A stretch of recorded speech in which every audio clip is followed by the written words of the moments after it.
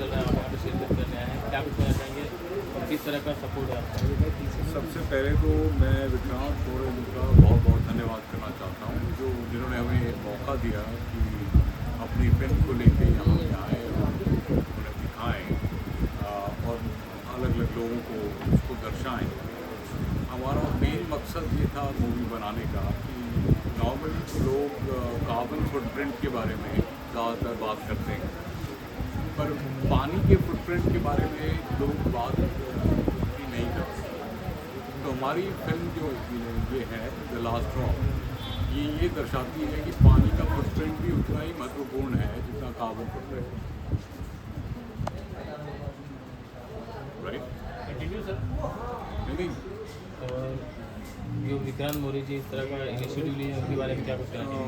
I think creative minds of India और Bharat national award दोनों ही बहुत ही मेरे हिसाब से बहुत ही ब्यूटीफुल इनिशिएटिव हैं दोनों ही, जो कि लोगों को प्रोत्साहित करेंगे आगे भी इसमें योगदान डालने के लिए। और मैं काफ़ी श्योर हूँ कि और भी अच्छी मूवीज़ ऐसे को देख के और उभरेंगी और उभर के अच्छी बन के। Thank you sir. The last drop एक बहुत ही बेहतरीन फिल्म है। हमारे पास में लगभग 450 फिल्में आई थी और उन 450 फिल्मों में से हम लोग ने ओनली 14 फिल्मों को चुना है जो हम इस साल उसकी स्क्रीनिंग फ्रांस में कर रहे हैं, दुनिया के सबसे बड़े प्लेटफॉर्म पे।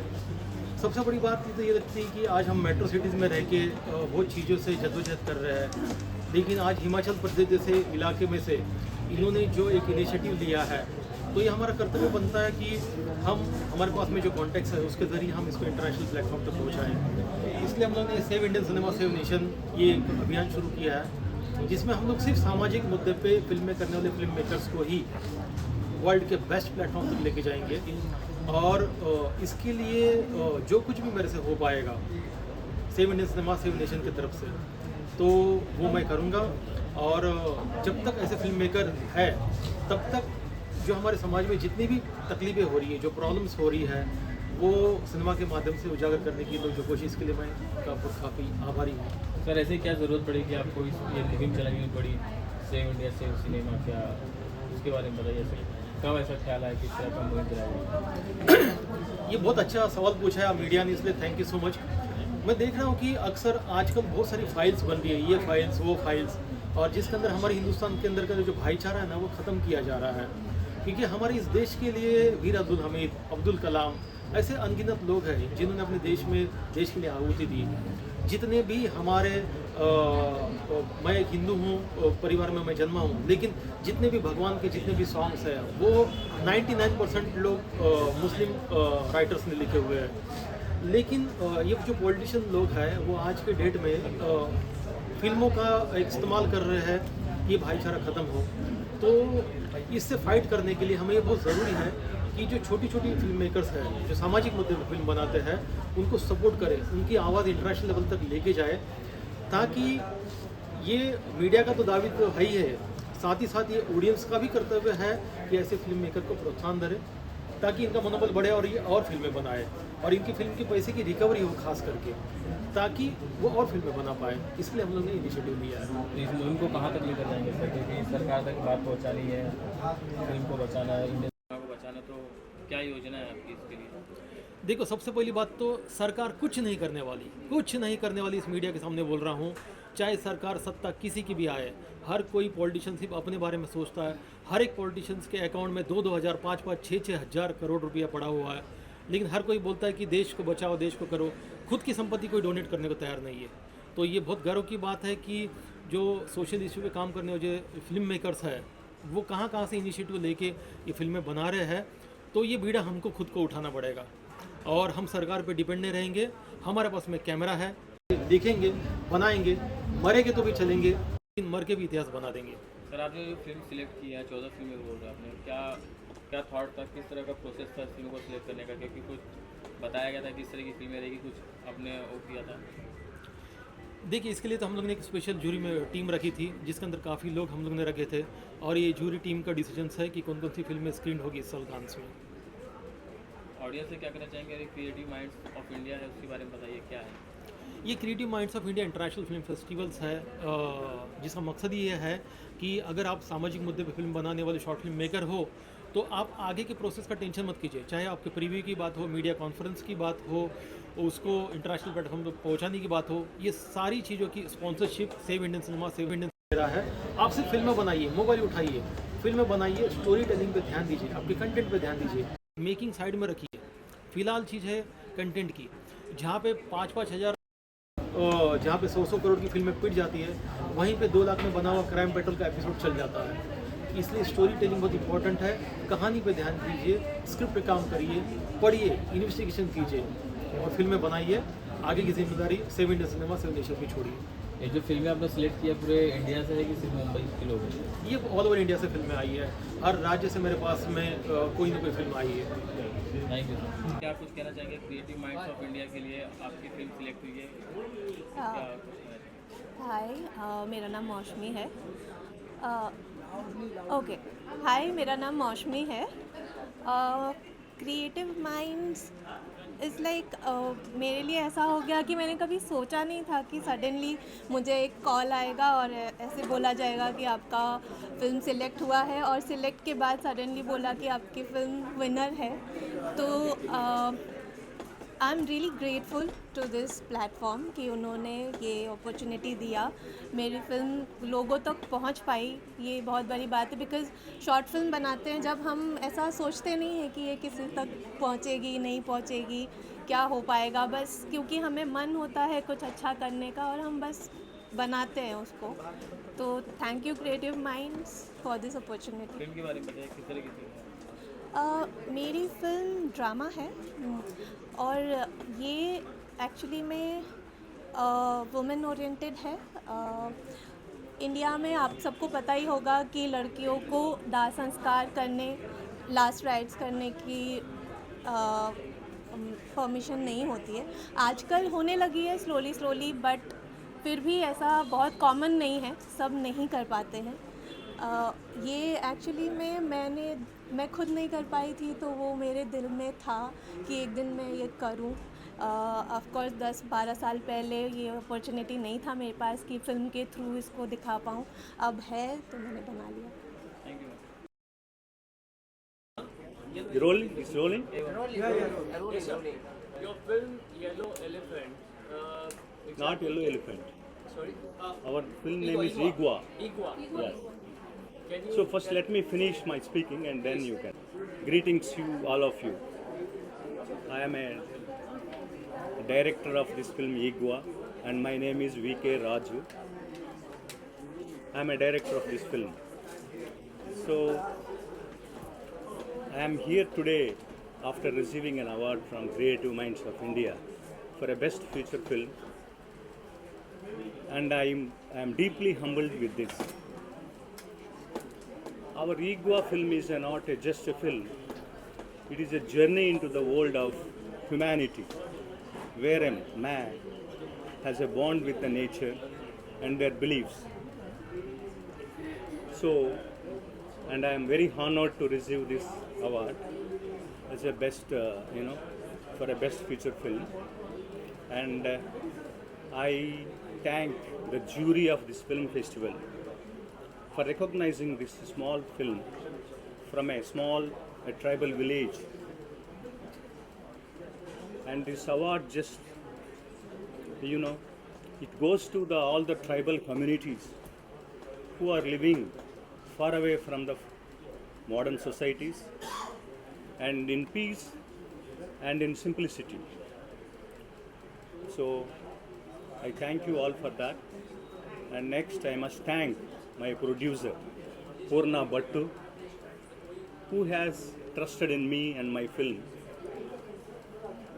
Though it is a different from a normal, regular movies. So he believed in us, and thank you so much for him.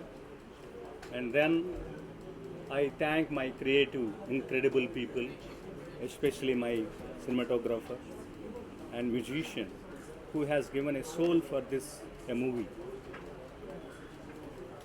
and we are proud to say that not only in this film festival, wherever we applied or submitted our movie, it got recognition. It started from a small village and story, and then it took a wings to travel across the world. So our film Igwa has been receiving a lot of recognition from all over the world, and we are proud to say that. And next, above all, I want to take a moment to appreciate the creative minds that they have well planned and executed and then hosted. So we are congratulate them. Sir, our question is that Yes. in this commercial world, Yes. so lots of commercial movies are making. Yes. So why you selected the tribe subject, which is far away from the eyes of society? No, we wanted to do a meaningful movies, which will mean to the society, and we wanted to be a little different from the regular movie makers. So we have attempted that, and moreover, we didn't make it, like it is not a completely an art kind of a movie. It has a commercial elements too. We have blended the commerciality with the great message. It is funny and emotional, and it has a lot of message in it. Sir, this type of movie, what are the efforts you have taken, and how much time it's taken for the writing script for the script? For the writing, we have taken a year and a half years, and then for pre-production, we have taken a lot of time because the people acted in this movie are the original tribes. They are a raw people who never acted in the movies, and some of the people have never saw even the movies in their lifetimes. So we have traveled such a long distances far away from the cities into the hilly areas, and then we found the talents. And all the people you see in this movie are the original tribes that belong to a Gadaba tribe. Sir, most important question is that Yes. the subject like this tribes, how you convince the producers? The main, the techniques, what are the techniques to... That is what- This is a dark cinema, and then also you convince the producer because you... Yeah. The producer is also in line with that kind of a social service person where he wants to do a meaningful movies. So when I told him the movie, and then he got impressed, and then he said, "Let's go with it." Like this. So I want to call upon my producer. दोस्तों ऐसे producers और ऐसे writers, ऐसे directors अगर है तो आज tribes की जो बात है, तो आज के डेट में 2025 के युग में आप देखोगे कि आज भी ना वहाँ पे मोबाइल फ़ोन्स है, ना वहाँ पे खाने की सुविधा है, ना लाइट्स है, लेकिन आप देखेंगे कि जब भी इलेक्शंस आते हैं तो वहाँ पे वोटिंग्स के लोग पहुँच जाते हैं, उनकी वोटिंग राइट्स में नाम वगैरह सब कुछ होता है, लेकिन आज भी वो लोग ये अत्याधुनिक टेक्निकल वर्ल्ड से बहुत दूर है। और वहाँ पे आप देखोगे कि जिस तरीके के कपड़े पहनते हैं, खाने की सुविधा, पानी नहीं है, बहुत सारी चीज़ें, medical facility, this is no medical facility. 2025 they are suffering from the lots of things. और इस सारे प्रॉब्लम्स को सर ने जो कैमरे में कैद किया है, तो we are very thankful sir you submitted your movie and thanks you so much sir, you produced this movie, and the director like this you supported, and because of your support only this subject is going to the Cannes this year. Cannes, we have decided to screen your movie in Cannes Film Festival, because I'm the online head of the my Wingsword Entertainment company, the first Indian company who started the short film corner in Cannes, and from the 450 films we selected only 14 films to screen there, and we are thankful for you sir. Thank you so much. Thank you so much. Okay. First time thanks Bharat International Film Festival for selecting our movie, The Yellow Elephant. And Creative Minds of India. Yeah. What? Creative Minds of India. Yeah, this the event is Creative Mindset of India for selecting us. Here I'm going to talking about my film, The Yellow Elephant, and this content is talking about the animal welfare. And in India, south side of India, there's so many peoples hunting the animals like deer, elephant, tigers, monkeys and so, they are using the country bomb like Autukai made by gunpowder and some nails and so, making the bomb to damage the creatures to using the for getting the meat. So we are talking about that saving the animals. That's it. If you ask any questions, I am. Sir Vikrant sir Sir, how many years you have taken Yeah. this for writing this script? Okay, basically I'm a cinematographer. I did 4 or 5 movies in Tamil film like Sabhabadi and so many films. I take 6 to 9 months to do the script, and I am talking to so many people to what is happening in the deep inside of the forest to get the details. And sir, as a producer, you are the Yeah, he is producer. the producer. Sir, how you convinced on this subject? How the recovery outcome? அவர் என்னன்றாருன்னா இந்த படத்தை எடுக்கிறதுக்கு நீங்கள் எப்படி ஒத்துக்கிட்டீங்க அப்படின்னா நீங்கள் தமிழே சொல்லுங்கள். How you taken the risks on like this sensitive subject? இந்த படத்தை எப்படி Tamil. தமிழே சொல்லுங்கள்.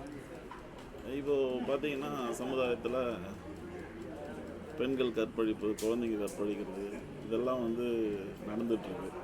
ஆனால் அதை கேட்குறதுக்கு நிறைய மீடியாக்களும் பொலிட்டிக்கலும் அரசாங்கமும் செயல்பட்டுருக்கு. ஆனால் இந்த அவுட்டுக்காயின்னு சொல்லிட்டு ஃபாரஸ்ட்டில் நடக்கிற இந்த மாதிரி சட்டத்துக்கு விரோதமான ஒரு தொழிலை செஞ்சிட்ருக்காங்க. இதை கேட்குறதுக்கு அவ்வளோவா யாருக்கும் விழிப்புணர்வு இல்லை. அதனால் இந்த கதையை நான் அவர் சொன்னபோது நம்ம வந்து எடுக்கலாம்னு சொல்லிட்டேன். சார் दोस्तों, ये जो क्रिएटिव माइंड्स ऑफ इंडिया और save Indian cinema and save nation ने जो इनिशिएटिव लिया है, आज भारत देश के हर एक कोने से हम लोग ने एक फिल्म मेकर और एक ऑथर चुने हैं। और ये सब लोग के आप सब्जेक्ट देखोगे ना, सबसे एंटीक और यूनिक है। अभी देखिए कि ये किसी लोग पता ही नहीं है कि जो जानवर की किलिंग की जाती है, एनिमल्स किलिंग्स का जो गन पाउडर्स के लिए यूज़ किया जाता है, उसके अलावा जो जिस तरीके की उसका मिसयूज़ होता है, और उसको आज के डेट में उस सब चीज़ को साइड में रख के आज पॉलिटिशियन लोग हमको धर्म और मज़हब के ऊपर लड़ा रहे हैं ताकि हमारा माइंड डाइवर्ट हो, और उस डाइवर्जन की वजह से हमारा मेन मुद्दे से ध्यान भटक जाए और लोगों की जीने की जो बेसिक नीड्स है और जो बेसिक प्रॉब्लम्स है उससे हम साइड में हट जाए। तो ये बहुत बड़ा इनिशिएटिव लिया है ऐसे डायरेक्टर्स प्रोड्यूसर्स लोगों ने। इसके लिए हम लोग ने हर राज्य से एक लोग चुने हैं कि हर राज्य की समस्या अलग अलग है। तो thank you so much media कि आप लोग ये कवर कर रहे हो, आप इनको लोगों तक पहुंचाइए ताकि हम सारे भारत देश के सारे लोग मिलकर हम अपने कारवा बनाएं ताकि सत्ता किसी की भी आए लेकिन हमारे पे कोई रूल ना कर पाए।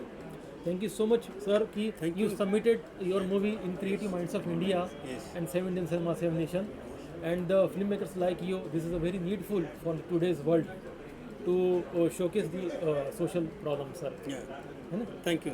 फिल्म का उसके बारे में बताइए। फिल्म का नाम है माल लापता। ये एक बेटे और माँ की कहानी है। ये उनकी बॉन्डिंग की कहानी है कि जैसे कि आप तो पता है आप लोगों को सबको कि माँ और बेटे की जो बॉन्डिंग होती है एक्चुअल लाइफ में वो अलग ही होती है। और इस फिल्म में ये उस बॉन्ड के बारे में बताया गया है कि माँ और बेटे का जो रिश्ता होता है, क्योंकि क्या होता है कि शादी के बाद भी माँ अपने बेटे को छोड़ नहीं सकती, क्योंकि माँ के साथ फिर बीवी आ जाती है, फिर और भी बहुत कुछ होता है, जैसे सास के प्रॉब्लम्स आप सबको पता है जो कि सीरियल्स में आजकल दिखते हैं। बट इस फिल्म में माँ की सैक्रिफाइस के बारे में है कि माँ अपने बेटे को खुश रखने के लिए, बेटे और बहू को खुश रखने के लिए कैसे वो सैक्रिफाइस करती है अपनी लाइफ। That's all. सर आपको इस फिल्म को लाने में इस स्टोरी के लिए मेरे ख्याल से इस स्टोरी ये मैंने 2 साल पहले लिखी थी, और स्टोरी लिखने के लिए तो एक रियल इंसिडेंट था, उस पर मैंने स्टोरी लिखी थी। मैंने देखा कि किसी की माँ कहीं चली गई थी, और वो माँ जाने के बाद वो काफ़ी जगह पे वो ढूंढ रहे थे जो हमारे नॉन कोई पहचान वाले थे, क्योंकि माँ कहीं घूमने फिरने चली गई थी, मतलब ऐसे ही।